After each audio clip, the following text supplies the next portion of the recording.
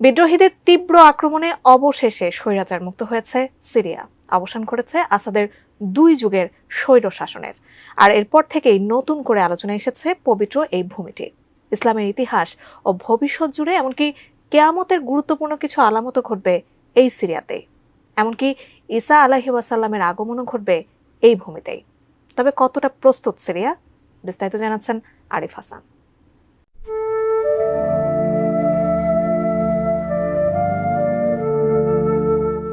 বর্তমানের সিরিয়া, ফিলিস্তিন, লেবানন এবং জর্ডানকে পবিত্র শামের ভূমি বলা হয়। রাসূলুল্লাহ সাল্লাল্লাহু আলাইহি ওয়াসাল্লাম শামের ভূখণ্ডকে মুসলিমদের দ্বিতীয় হিজরত ভূমি হিসেবে উল্লেখ করেছেন। রাসূলুল্লাহ সাল্লাল্লাহু আলাইহি ওয়াসাল্লাম বলেছেন, শাম হবে ইসলামের শেষ দুর্গ।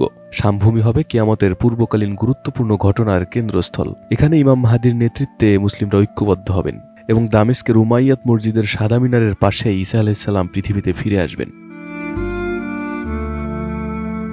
বিভিন্ন হাদিসের বর্ণনা থেকে জানা যায়, ঈসা আলাইহিস সালাম আসার আগেই পৃথিবীতে ইমাম মাহদী এবং দাজ্জালের আগমন ঘটবে। মুসলিমদের একটা বড় অংশ দাজ্জালের বিরুদ্ধে যুদ্ধ করতে থাকবে।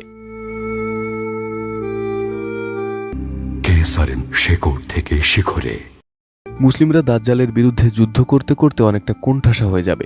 ইমাম মাহদী ও তার সৈন্যরা দামেস্কের ভেতরে অবস্থান করবেন এবং দামেস্কের বাইরে দাজ্জাল ও তার সেনারা ঘিরে রাখবে। রাতে ইমাম মাহদী সিদ্ধান্ত নেবেন যে এভাবে আর বসে থাকবে না, মুসলিমরা সরাসরি দাজ্জালের সঙ্গে মোকাবেলা করবে এবং পরদিন দামেস্কের দরজা খুলে দেওয়া হবে।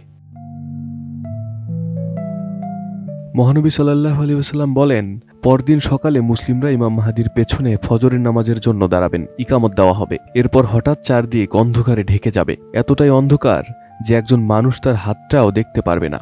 সে সময় দামেস্কের সাদা মিনারের পাশে 2 ফেরেশতার কাঁধে ভর করে পৃথিবীতে ফিরে আসবেন ঈসা আলাইহিস সালাম। মহানবী সাল্লাল্লাহু আলাইহি ওয়াসাল্লাম বলেন, কেমন হবে সেই দিনটি যেদিন তোমাদের মাঝে ঈসা আলাইহিস সালাম এবং ইমাম মাহদী দুজনেই থাকবেন। কেউ হয়তো বলে দিবে না, কিন্তু সেখানে উপস্থিত সবাই বুঝে যাবে যে ঈসা আলাইহিস সালাম আবার পৃথিবীতে ফিরে এসেছেন। তিনি মুসলিমদের চোখের পানি মুছে দেবেন, তাদের জান্নাতের সুখবর দেবেন।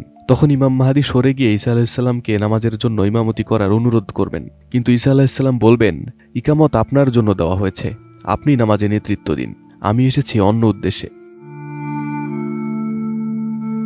এই বলে ঈসা আলাইহিস সালাম ইমাম মাহদীর পেছনে ফজরের নামাজ আদায় করবেন। অর্থাৎ আল্লাহর একজন নবী হযরত মুহাম্মদ সাল্লাল্লাহু আলাইহি ওয়াসাল্লামের উম্মতের পেছনে নামাজ আদায় করবেন। আর এতে মহানবী সাল্লাল্লাহু আলাইহি ওয়াসাল্লামের উম্মতদের সম্মানিত করা হয়েছে।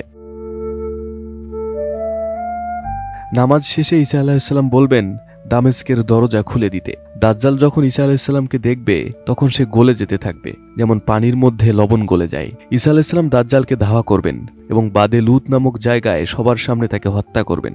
ঈসা আলাইহিস সালাম দাজ্জালের অনুসারীদের তখন বলবেন, এই যদি তোমাদের খোদা হয় তাহলে আমি তাকে কিভাবে হত্যা করলাম। এরপর ঈসা আলাইহিস সালাম পৃথিবীতে 40 বছর অবস্থান করবেন। এই সময় তিনি শান্তি ও ন্যায়ের শাসন প্রতিষ্ঠা করবেন এবং মানুষকে আল্লাহর দিকে আহ্বান করবেন। ঈসা আলাইহিস সালাম পৃথিবীতে থাকাকালীন সমস্ত মিথ্যা ধর্মের অবসান ঘটবে এবং সত্য ধর্ম প্রতিষ্ঠিত হবে। তার শাসনামলে পৃথিবীর শান্তি, স্থিতিশীলতা এবং সমৃদ্ধির স্থান হবে বলে উল্লেখ রয়েছে। অনেক আলেমদের মতে হাদিসে বর্ণিত দামেস্কের সাদা মিনারটি হচ্ছে উমাইয়াত মসজিদের সাদা মিনার। মহানবী সাল্লাল্লাহু আলাইহি ওয়াসাল্লাম যখন এই হাদিসটি বর্ণনা করেন তখনও দামেস্কে কোনো সাদা মিনার ছিল না, কিন্তু এখন আছে এবং অনেক দূর থেকে উমাইয়াত মসজিদের সাদা মিনারটি দেখা যায়।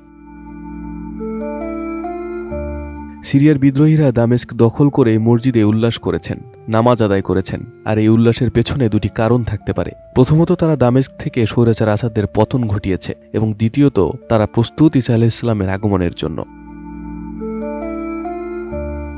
Arif Hasan, ATN news.